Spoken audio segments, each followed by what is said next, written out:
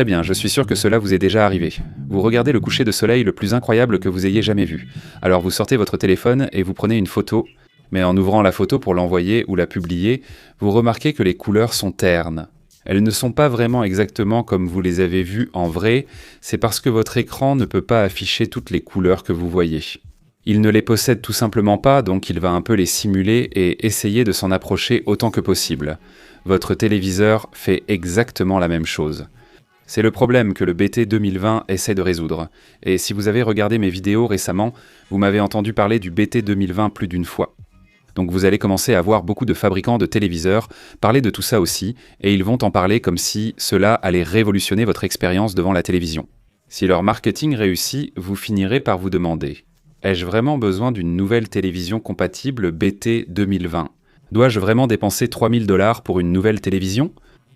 Cette vidéo doit vous guider pour répondre à cette question et comprendre le BT 2020, les aspects essentiels pour vous et ceux sur lesquels les fabricants de téléviseurs vous trompent. J'ai aussi ajouté des repères temporels à cette vidéo. Donc, si vous connaissez déjà certains des aspects les plus basiques de tout ce dont nous parlons, vous pouvez simplement passer aux parties que vous ne connaissez pas. Mais si vous partez de zéro ou si vous avez juste besoin d'une petite piqûre de rappel, alors vous êtes exactement là où il faut dans la vidéo. Très bien. Donc chaque écran ne peut afficher qu'une certaine gamme de couleurs, que ce soit votre tablette, votre téléphone ou votre téléviseur. Peu importe l'appareil, cette gamme de couleurs s'appelle un gamu de couleurs. Imaginez ça comme une boîte de crayons de couleurs. Voici la plus petite, celle qu'on connaît bien, avec beaucoup de couleurs primaires de notre enfance. Cette petite boîte de crayons symbolise le Rec 709. C'est la norme de couleurs que pratiquement tout ce que vous regardez utilise. La télévision HD, le streaming, YouTube, la diffusion, les anciennes émissions, tout ça, c'est Rec 709. En gros, ça montre juste assez de couleurs pour faire le travail. Et son but était de créer une sorte de norme de couleurs que chaque télé pouvait afficher à l'époque. C'est pour ça que c'est un peu la norme de couleurs depuis des décennies. Le problème, c'est que ça n'affiche qu'environ 35% des couleurs que l'œil humain peut voir. C'est tout. Ce n'est pas énorme.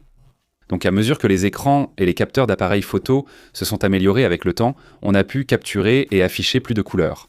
Ceci représente donc le DCI P3. On peut le comparer à une boîte de crayons de taille moyenne, la norme de couleurs visée par la plupart des contenus HDR. Ce ne sont pas seulement des couleurs différentes, c'est beaucoup plus de nuances et de teintes, certaines vraiment très spécifiques. Et la différence entre Rec 709 et P3 est assez radicale. C'est comme la différence entre le contenu SDR et HDR, pratiquement tout le monde remarquera la différence entre ces deux choses. La majorité des téléviseurs actuels couvrent environ 90 à 100% de l'espace colorimétrique P3. Quand vous regardez un film en Dolby Vision ou un disque 4K, les couleurs sont sûrement étalonnées avec eux. Mais cela ne couvre toujours qu'environ 53% des couleurs visibles que vos yeux peuvent percevoir. C'est certainement mieux que 35%, mais c'est un peu plus de la moitié de ce que vous pouvez réellement voir dans le monde réel. Ensuite, vous avez BT 2020, parfois appelée Rec 2020. C'est une énorme boîte de crayons de couleurs. Il existe davantage de couleurs, de nuances et de combinaisons. Presque toutes celles d'un coucher de soleil sont représentées en BT 2020, ce qui ne couvre toujours qu'environ 75% des couleurs visibles que vous pouvez voir avec vos yeux. Et cet écart entre, disons, 53% et 75%. Cela peut sembler peu, mais en réalité, c'est une grande différence. Plus le pourcentage augmente, plus la quantité de couleurs visibles n'augmente pas de façon linéaire. En fait, c'est logarithmique, donc à mesure que le pourcentage augmente, ça monte un peu comme une courbe exponentielle, ça grimpe. Parce que vous n'obtenez pas simplement une couleur de crayon supplémentaire, vous obtenez de nouvelles couleurs de crayon. Et vous obtenez aussi toutes les nuances qui se trouvent entre ces couleurs. Donc cet écart entre 53 et 75%, c'est en fait une gamme de couleurs énorme. Et jusqu'à cette année, aucun téléviseur grand public ne pouvait reproduire ça. Donc tout ça, c'est un peu les bases du BT 2020 et les bases des espaces colorimétriques en général. Si vous comprenez ça, le reste de la vidéo va vous sembler beaucoup plus clair. Donc maintenant que tout ça est dit, passons à la suite. Où est-ce que le BT 2020 apparaît réellement? Où se trouve le contenu? Donc quand j'ai commencé à faire des recherches pour ça et à creuser un peu plus pour cette vidéo, j'ai moi-même trouvé des choses assez surprenantes. Je pensais que le BT 2020 serait surtout présent dans des films ultra vibrants et d'animation très colorée. Je pense toujours à Vice Versa et Vice Versa, deux comme mes exemples de référence quand j'explique le BT 2020. Il s'avère que de nombreux avantages du BT 2020 sont déjà présents dans le contenu que nous possédons probablement. Il y a une énorme communauté sur les forums AVS qui répertorie chaque film 4K HDR dont les couleurs vont au-delà du P3 pour entrer dans le domaine du BT 2020. La liste est bien plus longue que prévu. Par exemple, tu as Blade Runner 2049 Mad Max, Avatar de La La Land. Des films plus anciens, remasterisés numériquement comme 2001 l'Odyssée de l'espace, expriment aussi une version du BT 2020. Les étalonneurs de couleurs atteignent déjà cette large gamme lors de moments précis, comme un coucher de soleil éclatant, des scènes urbaines néons ou des prises intenses de sens de l'océan. Ils ne le font pas forcément sur l'ensemble du film pour l'instant, parce que les outils ne permettront pas encore vraiment de le faire complètement, mais ça se produit déjà dans certaines scènes très spécifiques. Les films d'animation comme Pixar et DreamWorks vont parfois plus loin. Ils utilisent de grandes parties du spectre BT 2020, justement, parce qu'ils ne sont pas limités par les caméras qui filment ces choses-là. Chaque couleur dans Vice Versa 2 ou Élémentaire ou quelque chose comme ça, ces couleurs ont été sélectionnées manuellement et comportent des nuances invisibles sur la plupart des téléviseurs. Donc quand tu regardes une scène très colorée ou que tu trouves l'effet de feu trop atténué, comme s'il devrait être plus vif, ou alors ils vont dans la direction opposée, comme si le rouge semblait beaucoup trop saturé. Ce n'est pas juste ton imagination. Ta télé reçoit des informations pour une couleur qu'elle ne peut tout simplement pas reproduire. Alors qu'est-ce qu'elle fait? Elle la coupe, elle la sursature? Elle fait tout ce qu'elle peut pour essayer de se rapprocher le plus possible de cette teinte très spécifique. Ta télé essaie simplement de deviner, mais une vraie télé couvrant le BT 2020 n'a pas à deviner. Elle affiche la bonne couleur dès le début. Mais tu sais, combien de fois as-tu déjà entendu l'expression « on peut le faire, mais la technologie n'est pas encore à la hauteur ». C'est exactement ce qui se passe avec le BT 2020. Nous n'avons pas eu de téléviseur grand public capable d'afficher correctement toutes ces couleurs. Du coup, il n'y a pas vraiment eu de gros efforts ou de nécessité dans l'industrie pour produire beaucoup de contenu en BT 2020. Mais maintenant qu'on a la technologie, comme ce gigantesque téléviseur de 116 pouces derrière moi, ce truc peut afficher environ 95% du BT 2020 couleurs. Le gamma qui est en quelque sorte un problème à part entière, mais j'y reviendrai dans une seconde. Du côté du contenu, chaque émission et chaque film passe par l'étalonnage des couleurs, où un coloriste va ajuster chaque plan. Comme des moniteurs de référence précis, ces moniteurs de référence sont des moniteurs P3, pas des moniteurs BT 2020. Les moniteurs ne sont pas les seuls soucis. Caméras, logiciels, l'outil et livrables exigés par les studios, comme le débit binaire, posent aussi problème. Toute la chaîne de la capture jusqu'au canapé est construite autour du DCI P3. Si les étalonneurs ne voient d'un pas les couleurs BT 2020 à l'écran, ils ne peuvent pas les étalonner. On ne peut pas utiliser des couleurs invisibles. Je vois beaucoup de gens dans mes commentaires et même si je ne réponds pas, je les vois. Tous sont frustrés par le manque de contenu BT 2020. Ils disent que les réalisateurs doivent agir maintenant. Mais ce n'est pas aussi simple que d'appuyer sur un interrupteur ou d'obéir juste parce qu'on le demande. Ayant déjà été dans ces studios, j'ai discuté directement avec ces coloristes professionnels. Rien de tout cela n'est lié à la paresse des réalisateurs ou des coloristes. C'est un problème d'infrastructure qui nécessite en fait qu'Hollywood, dans son ensemble, refasse complètement tous les flux de travail, et ce changement est coûteux, il est lent et il est en cours actuellement. Côté matériel, jusqu'à récemment, les téléviseurs n'y arrivaient pas non plus.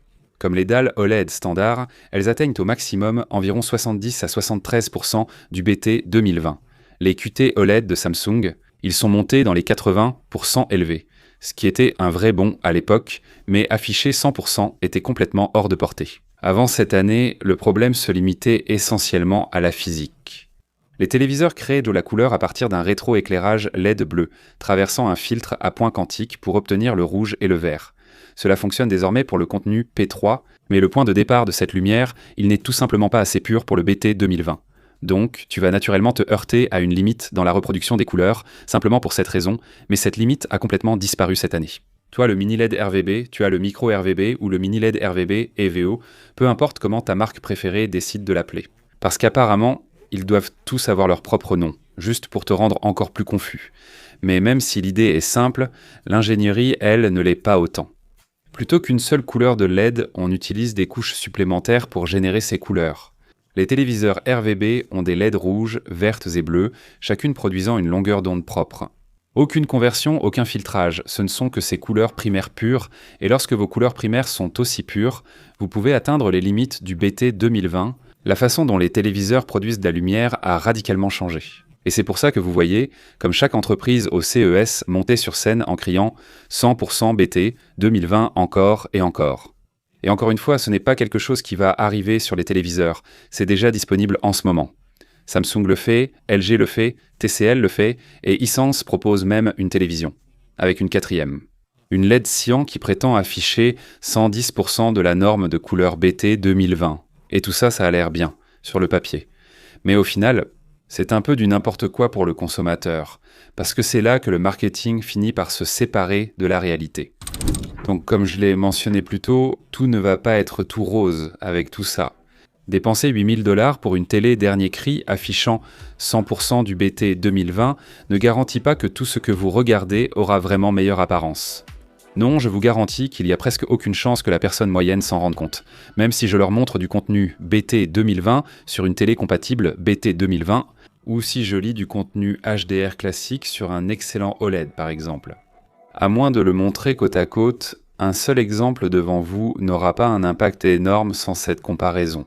En plus, comme la plupart de ces entreprises bantons de téléviseurs prétendent atteindre 100% de la norme de couleur BT 2020, mais en réalité, elles ne le font pas. Ils atteignent environ 93 à 95% à peu près. Mais tu sais, ça ne fait pas aussi bien sur une boîte que 100%, n'est-ce pas? Donc, je suppose que ça soulève une question. Pourquoi est-ce qu'ils sortent des téléviseurs avec une gamme de couleurs plus large, alors que le contenu n'est même pas encore totalement disponible? Eh bien, si tu ne le sais pas, c'est en fait comme ça que tout ça fonctionne. Les téléviseurs 4K sont sortis avant le contenu. 4K, les téléviseurs HDR sont sortis avant le contenu HDR. Et en plus de ça, comme pour la première génération de n'importe quelle technologie, il y a pas mal de particularités sur les téléviseurs. Par exemple, avec des franges de couleurs, tu risques des problèmes d'uniformité et des défis de traitement, notamment gérer ces LED RVB sur des milliers de zones de gradation.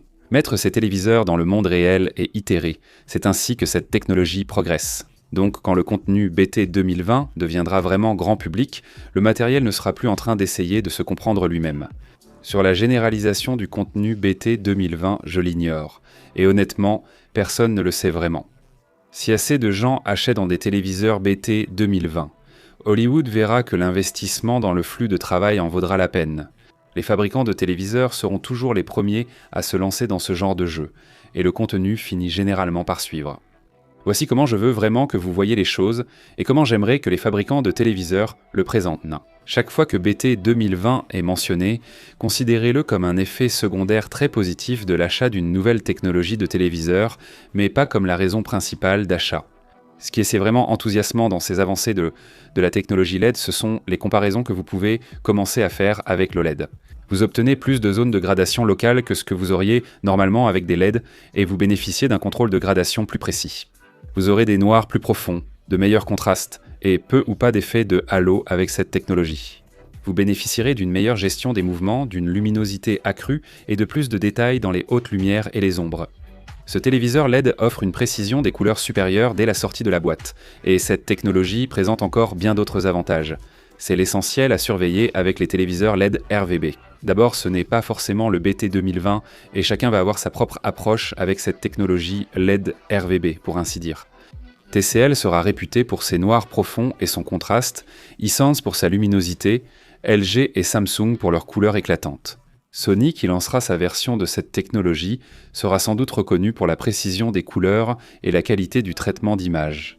La raison d'acheter une nouvelle télé aujourd'hui ne devrait pas être sa compatibilité, BT 2020, mais dans 5 ans, cela pourrait prendre plus d'importance.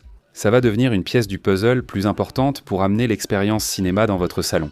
Maintenant, même une énorme télé de 116 pouces, ça ne va pas remplacer. Une véritable expérience IMAX, comme dans une salle de cinéma, ça n'arrivera jamais. Mais pour ce qui est de l'image elle-même, des couleurs, de la fidélité de ce qui est affiché à l'écran, en théorie, ça devrait pouvoir rivaliser avec ce que vous voyez projeté dans une salle de cinéma. Donc même si vous ne ramenez pas vraiment toute l'expérience cinéma à la maison, vous comblez en fait un écart sur l'élément qui compte le plus. Et pour la première fois, la technologie pour le faire est réellement là. J'espère que cela vous a aidé, que cela vous a permis de mieux comprendre le BT 2020, de savoir où c'est important pour vous et où ça ne l'est pas. Merci beaucoup d'avoir regardé et on se retrouve dans la prochaine vidéo.